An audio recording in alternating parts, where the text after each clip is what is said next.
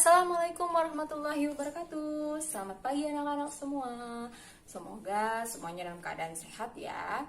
Nah, hari ini kita kembali lagi bersama Ibu Melda di proses industri kimia. Nah, di pembelajaran proses industri kimia, sebelum kita belajar, ada baiknya kalian mempersiapkan diri terlebih dahulu. Apa saja yang harus kalian persiapkan? Yaitu yang pertama, kalian harus mempersiapkan seluruh perlengkapan kalian yang akan kalian gunakan di proses pembelajaran daring. Apa itu? Yang pertama, kalian harus mempersiapkan buku cetak berada di dekat kalian. Setelah rasa buku cetaknya ada, jangan lupa buku catatan kalian juga kalian siapkan, dan buku latihan kalian siapkan di dekat kalian.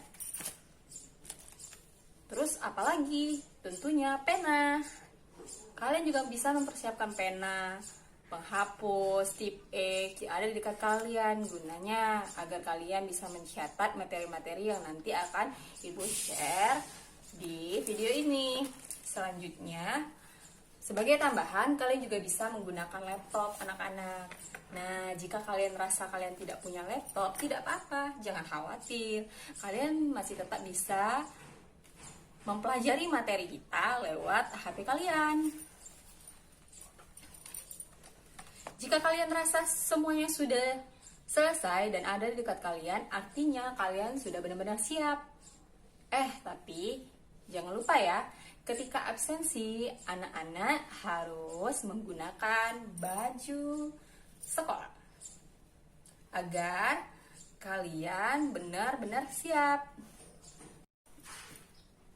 Baiklah anak-anak, apakah semuanya sudah mempersiapkan seluruh perlengkapannya? Apabila kalian sudah mempersiapkan seluruh perlengkapan kalian untuk proses pembelajaran daring, selanjutnya yang harus kita lakukan yaitu di poin kedua, berdoa. Marilah, sebelum kita melakukan pembelajaran kita pagi hari ini, ada baiknya kita berdoa bersama-sama terlebih dahulu. Menurut kepercayaan agama kita masing-masing, berdoa kita mulai.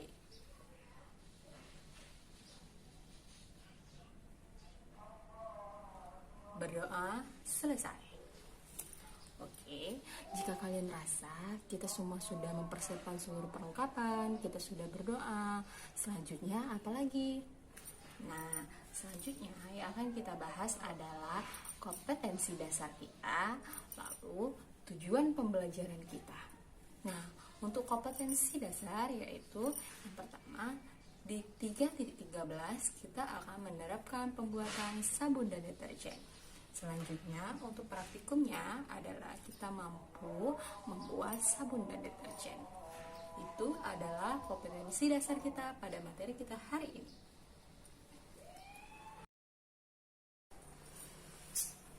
Baiklah anak-anak, jika tadi kita sudah membicarakan tentang KD atau kompetensi dasar yang akan kita pelajari pada video ini, pada pembelajaran hari ini. Nah, yang selanjutnya yang akan kita bahas dan akan Ibu jelaskan kepada kalian adalah tentang tujuan pembelajaran kita apa sih.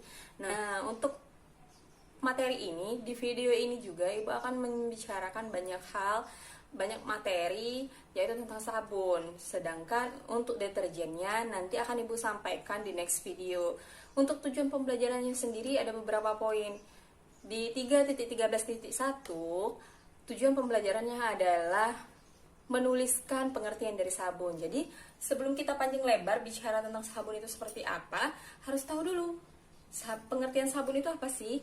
Nah, selanjutnya di 3.13.2 kalian akan mampu menjelaskan fungsi dari sabun itu sendiri.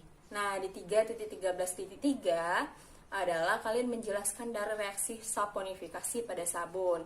Next, membedakan jenis-jenis sabun itu seperti apa. Setelah itu mampu juga menuliskan sifat dan karakteristik dari sabun. Dan selanjutnya adalah mampu menjelaskan bahan baku dan bahan penunjang dari pembuatan sabun.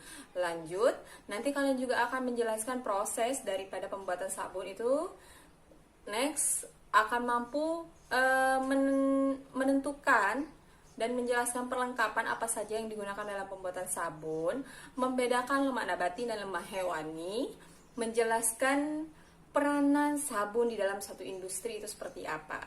Nah, itu saja kurang lebih tujuan pembelajaran yang akan kalian dapatkan. Jadi lengkap dari mulai definisi sampai ke proses sampai ke industrinya, nanti kalian akan belajar di video ini tepatnya anak-anak. Nah, yang pertama, daripada ibu panjang lebar berbicara, lebih baik kalian dengarkan saja materi-materi yang akan ibu sampaikan di video ini. Jika kurang jelas, kalian bisa menggunakan handset kalian ya anak-anak. Jangan lupa dicatat poin-poin penting dalam video ini.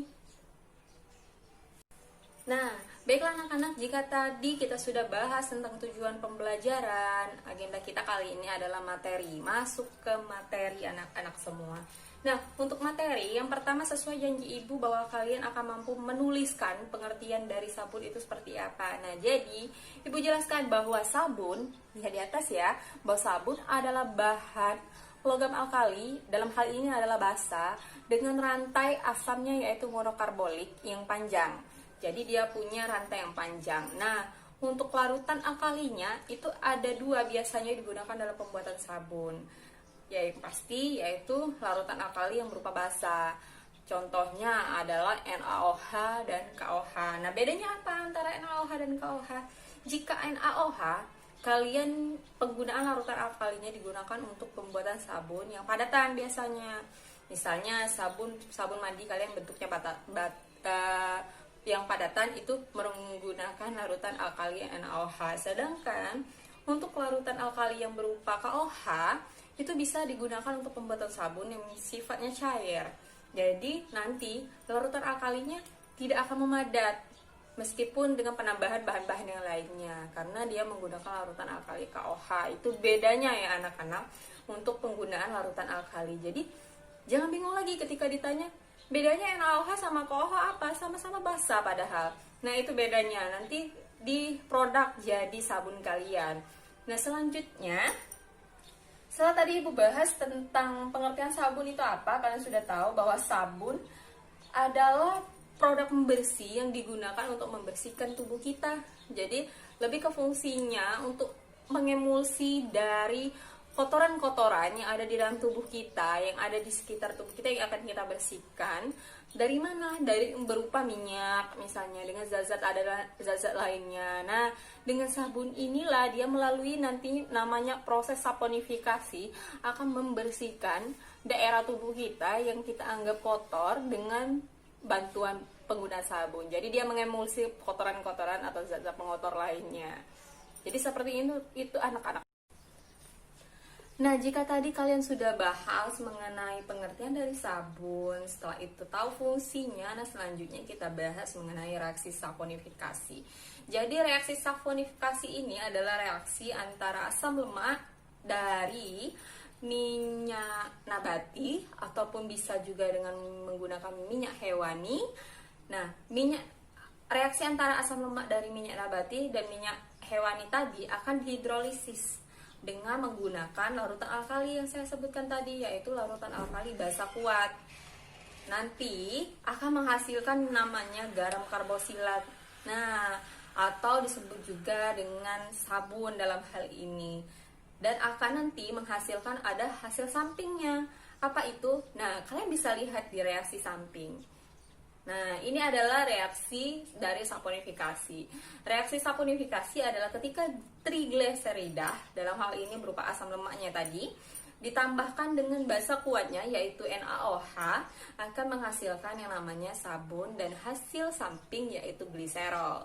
Nah, jadi ini adalah reaksi saponifikasi. Jadi sabun itu dibentuk dari mana? Kenapa jadi bisa sabun? Nah, inilah prosesnya kalau seorang engineer berproses. Nah, oke. Jika kalian tadi sudah bahas tentang reaksi saponifikasi itu seperti apa, selanjutnya Ibu akan sedikit menceritakan atau menjelaskan tentang masih seputar reaksi saponifikasi, bahwa reaksi saponifikasi itu ada jenis-jenis bahan yang digunakan. Yang pertama yaitu reaksi saponifikasi trigliserida. Itu yang umum yang Ibu bicarakan dan paling tua prosesnya yang ada di Indonesia dan paling banyak digunakan. Seperti Ibu jelaskan sebelumnya bahwa pada proses saponifikasi trigliserida adalah ini reaksi kimianya di samping. bahwa trigliserida ketika ditambahkan dengan NaOH akan menjadi sabun dan gliserol. Nah, pada proses ini biasanya dengan menggunakan proses batch anak-anak, jangan sampai lupa ya. Dan dia biasanya berkisar pada suhu 90 derajat Celcius dengan hanya tekanan 1 atm saja. Itu untuk reaksi saponifikasi yang trigliserida. Adapun yang kedua yaitu reaksi saponifikasi trigliserida bertahap. Artinya di sini dia ada tahapan untuk melakukan proses pembuatan sabunnya, yaitu dengan menggunakan hidrolisis dan yang kedua yang menggunakan netralisasi. Jadi dia setelah dihidrolisis dinetralisasi lagi agar konversi dari sabun yang dihasilkan bisa mencapai 99 derajat Celcius. Maksudnya 99% konversinya. Nah, biasanya untuk proses trigliserida bertahap ini, yang pertama yang dilakukannya adalah ketika trigliserida itu harus direaksikan dulu dengan H2O. Nah, berikut adalah reaksinya. Setelah itu baru dinetralisasi menjadi penambahan ditambah dengan larutan basah, dalam hal ini NaOH, baru akan menghasilkan sabun dan hasil sampingnya yaitu gliserol dengan konversi 59%. Nah, untuk proses yang kedua ini dia itu berkisar pada suhu 260 derajat Celcius anak-anak. Jadi cukup tinggi untuk suhunya dibandingkan dengan proses yang pertama. Yang terakhir itu ada yang namanya reaksi saponifikasi metil ester asam lemak. Nah, ini untuk reaksi yang ketiga ini sangat jarang digunakan karena untuk dia hanya membutuhkan tingkat manajemen keuangannya lebih tinggi kalau dalam suatu industri. Jadi dia tidak begitu menguntungkan bagi industri-industri kecil untuk membuat dengan proses saponifikasi ini.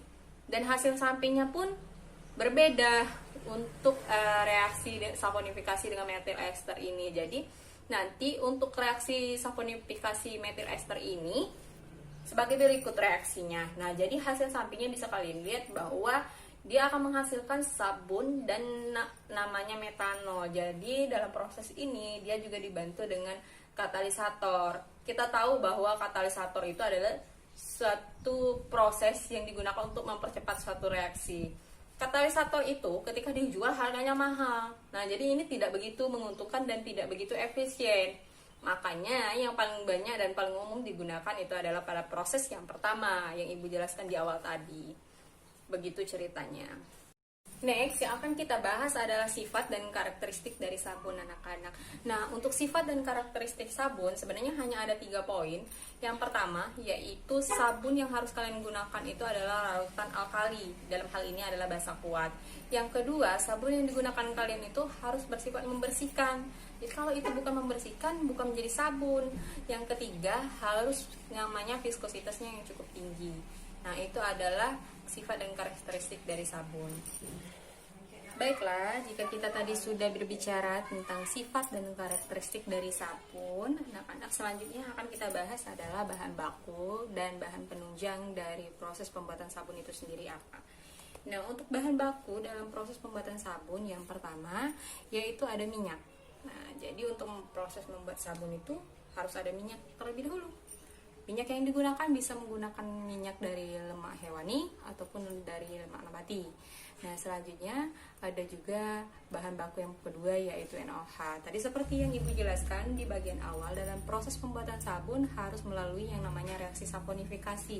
Jadi tanpa adanya minyak dan tanpa adanya sabun NaOH, maka tidak akan menghasilkan sabun. Jadi ketika ditanya bahan baku utamanya apa, yaitu ada 2, ada minyak dan NaOH.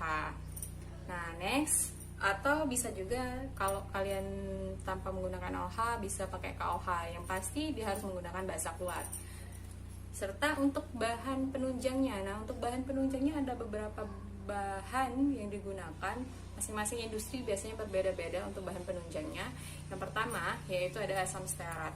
Jadi fungsi dari asam stearat ini adalah untuk mengeraskan sabunnya sendiri, membantu dalam proses pengerasan sabun, serta untuk menstabilkan dari sabun itu sendiri. Nah, ada juga etanol atau alkohol. Nah, etanol ini berfungsi sebagai pelarut karena etanol kan punya sifat yang mudah larut di dalam air. Next, ada namanya gliserin. Nah, gliserin ini fungsinya lebih ke kulit kalian, jadi untuk melembabkan kulit. Lanjut, ada gula pasir. Nah, gula pasir ini kalau kalian misalnya contohnya membuat sabun transparasi, maka gula pasir berfungsi untuk meningkatkan transparasi dari proses pembuatan sabun. Next, ada kokodea. Kokodea ini berfungsi untuk memberikan busa pada sabun yang akan kalian buat. Lanjut, ada pewangi untuk memberikan essence wangi pada sabun kalian, atau parfum bisa juga. Dan ada penambahan bahan-bahan aditif lain jika kalian ingin menggunakan sabun dengan ekstrak yang alami. Dan biasanya dalam industri juga ada yang sebagai menggunakan asam sitrat. Jadi fungsi asam sitrat ini adalah sebagai pengawet dalam sabun, dan juga dia fungsinya untuk lebih ke mengatur pH. Jadi ketika kalian punya sabun misalnya pH-nya yang terlalu tinggi, itu bisa, atau pH-nya yang terlalu rendah, bisa dibalanskan dengan menggunakan asam sitrat untuk membalanskan si sabun kalian. Nah, selanjutnya jika kita sudah bahas tentang bahan baku pembuatan sabun dan bahan penunjangnya apa, lanjut kita belajar tentang proses pembuatan sabun seperti apa. Berikut adalah diagram alir proses pembuatan sabun. Jadi ini adalah berikut diagram alir industri pada pembuatan sabun. Untuk penjelasannya sendiri, yang pertama, bahan baku pembuatan sabun ini yang berupa tadi seperti Ibu jelaskan, lemak yang disertai dengan katalisator untuk mempercepat satu reaksinya, itu dimasukkan ke dalam blank tank, itu ada di bagian bawah, dengan pemanasan bantuan dengan steam, sehingga suhunya itu lemaknya itu akan mencair pada suhu sekitar 230 derajat Celcius. Setelah itu, campuran lemak panasnya tadi dan katalisator masuk dipompahkan ke hidrolyzer dengan ditambahkan air panas. Suhu ini berkisar pada operasi alat 250 derajat Celcius. Pada saat inilah terjadinya proses hidrolisis lemak menjadi asam lemak dan gliserin. Nah, gliserin akan mengalir ke bagian bawah karena memiliki densitas yang lebih besar dibandingkan dengan asam lemak yang menjadi top produknya atau asam lemak yang menjadi hasil atasnya. Nanti selanjutnya gliserin dimasukkan ke dalam evaporator untuk mendapatkan produk gliserin padat. Nah, selanjutnya hasil dari hidrolyzer yang berupa asam lemak dipompakan menuju flash. Setelah masuk atau menuju flash tank, nanti akan berfungsi untuk di flash tank ini berfungsi untuk menurunkan tekanan uap, memekatkan si asam lemaknya tadi dan membuang uap-uap yang terkandung di dalam asam lemak. Nah, si asam lemak ini lanjut dipanaskan menggunakan penukar panas, atau bisa kalian lihat di diagram alirnya bagian heat exchanger. Nah, di situ kan kalau di OTK kalian sudah belajar bahwa heat exchanger itu adalah alat penukaran panas. Di sini dilakukan dengan prinsip penukaran panas dan diuapkan asam lemaknya masuk ke menara vakum. Nah, di menara vakum inilah akan memisahkan residu dan asam lemaknya. Lanjut, asam lemak yang berupa uap tadi lanjut didinginkan di kondensor. Itu di bagian atas keluarannya, yaitu masuk ke kondensor, sehingga nanti akan terjadi pengembunan asam lemak. Nah, selanjutnya embunan asam lemak tadi diambil dan ditampung masuk ke penangkap destilat, atau di situ ada namanya distillate receiver. Untuk selanjutnya dimasukkan ke dalam tangki penyimpanan asam lemak. Nah, asam lemak yang dihasil itulah akan dijadikan sabun untuk dipompakan masuk ke mixer neutralizer. Nah, itu bisa kalian lihat di bagian atas ada tulisan mixer neutralizer dengan penambahan NaOH atau sodium hidroksida. Pada alat inilah dilakukan pengadukan dengan bantuan motor supaya terjadi reaksi saponifikasi yang berjalan sempurna. Jadi, pada alat mixer neutralizer inilah adalah alat utama yang digunakan dalam proses pembuatan sabun, yaitu di reaksi saponifikasi. Nah, setelah itu sabun hasil reaksi saponifikasi tersebut dipompakan masuk ke soap blender. Nah, di soap blender ini terjadi supaya reaksi itu berjalan lebih baik dan dihasilkan sabun yang homogen. Jika menginginkan sabun tertentu, maka kita tambahkan dengan bahan-bahan aditif sabun untuk pada tangki peralatan ini, yaitu di shop blender.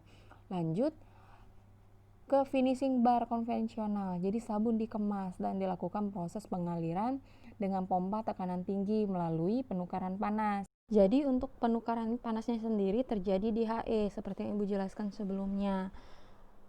Dan dipisahkan lagi antara uap dan sabunnya menggunakan flash tank. Itu di bagian bawah, di bagian akhir dari diagram alir ada flash tank.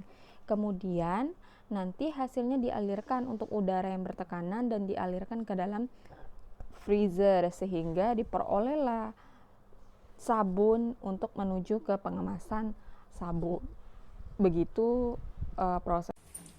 Nah, anak-anak, jika tadi kita sudah membahas tentang reaksi saponifikasi, selanjutnya yang akan kita bahas adalah tentang jenis-jenis sabun. Jadi, ada 6 jenis sabun yang kita bahas. Yang pertama, yaitu ada sabun batang. Nah, untuk sabun batang ini, seperti yang Ibu jelaskan pada sebelumnya, bahwa sabun untuk menghasilkan satu sabun batang, yaitu menggunakan larutan alkali yang berupa basa kuatnya, yaitu NaOH. The next, yang kedua, yaitu ada namanya sabun kalium. Nah, untuk sabun kalium ini anak-anak, dia ada perbandingan antara minyak dan stearatnya di sini lebih ditekankan. Kalau misalnya kalian punya minyak sekitar 50 gram tuh, dengan stearat kalian punya berarti harus 25 gram. Jadi antara minyak dan stearat itu harus berbanding 2:1 minyak dan stearatnya. Nah, begitu pula misalnya kalian dalam bentuk mili kan, dalam bentuk mili minyaknya, berarti stearatnya harus ketika dicairkan menjadi, kalian punya 20 mili minyak, artinya stearat kalian harus ada 10 mili stearat yang sudah dicairkan. Next, itu ada sabun cair yang ketiga. Nah, sabun cair ini sama sebenarnya dengan sabun batangan, hanya saja untuk pemakaian larutan alkalinya yang berupa basa kuatnya adalah KOH. Jadi sehingga fasenya berbeda. Kalau tadi yang pertama sabun batang fasenya padatan, sedangkan untuk sabun cair fasenya cairan. Next, ada namanya sabun kesehatan. Nah, untuk sabun kesehatan ini banyak sudah beredar. Ada bahkan sabun organik namanya kalau di sekarang yang dipasarkan, karena mungkin lebih alami menurut mereka menggunakan sabun organik. Untuk sabun kesehatan ini, dia biasanya menggunakan bahan-bahan yang alami, penambahan bahan aditifnya. Contohnya, kalian membuat sabun dengan ekstrak kopi. Kopi kan bagus untuk kesehatan kulit kalian. Atau kalian menggunakan daun mint, atau menggunakan jeruk, itu terserah ya. Tergantung pemakaian kulit kita mau yang seperti apa. Juga biasanya untuk sabun kesehatan digunakan juga pemakaian penambahan antiseptik mungkin. Jadi kayak misalnya, Ibu nggak sebut merek ya, tetapi banyak kan sabun yang beredar di pasaran itu yang antiseptiknya, yang mengandung antiseptik. Nah, itu merupakan kategori bahwa sabun itu adalah sabun kesehatan. Next adalah sabun chips. Nah, untuk sabun chips ini biasanya itu digunakan di perhotel-hotelan. Jadi dalam bentuk batangan, sabun batangan, namun dalam bentuk yang kecil-kecil. Jadi itu adalah sabun chips namanya. Next adalah sabun butiran. Nah, untuk sabun butiran ini dia biasanya komposisi bahannya yang diubah sedikit dengan penambahan bahan-bahan lain. Biasanya dia ditambahkan dengan namanya soda abu atau soda es. Juga ada sodium karbonat dan lain sebagainya. Nanti akan bisa kalian pahami kembali ketika kalian membaca buku kalian, anak-anak. Nah, seperti itu untuk 6 jenis sabun. Nah, jadi selanjutnya anak-anak yang akan Ibu bahas adalah tentang penilaian dan penugasan kita. Nah, untuk penilaian itu terbagi menjadi 3 penilaian yang akan Ibu bahas. Yang pertama yaitu tentang penilaian sikap. Nanti Ibu ambil dari sikap kalian selama proses pembelajaran daring. Terus ada penilaian pengetahuan dan penilaian keterampilan. Nah, untuk penilaian pengetahuannya itu nanti diambil dari via Edmodo, nanti Ibu share soal-soal di Edmodo dan kalian kerjakan dengan waktu dan tugas dan waktu tertentu. Sedangkan untuk keterampilan nanti akan Ibu beri penugasan berupa pembuatan resume atau portofolionya berupa resume dengan tentang seputar sabun. Nah, tapi sabun yang kalian resumekan adalah sabun organik. Jadi kalian bahas seputar sabun organik dan sabun kreasi dengan bahan aditif. Contohnya sabun kesehatan untuk kesehatan. Nah, kalian pelajari yang ingin kalian resumekan, nanti akan Ibu tanyakan di next agenda kita di pertemuan selanjutnya. Selanjutnya untuk penugasan sendiri berikut lampirannya. Jadi itulah anak-anak yang bisa Ibu sampaikan pada video ini. Kurang lebih pembelajaran tentang sabun kita sudah berakhir hari ini juga dengan berakhirnya video ini. Nanti untuk next agenda kita yaitu kita membahas tentang deterjen. Jangan lupa untuk kalian baca-baca terlebih dahulu di rumah sebagai penugasan kalian di rumah agar nanti ketika next agenda kita untuk pertemuan kita selanjutnya mengenai deterjen kalian sudah sedikit paham tentang deterjen. Terima kasih anak-anak, sampai jumpa di pertemuan yang berikutnya. Ibu akhiri, wassalamualaikum warahmatullahi wabarakatuh.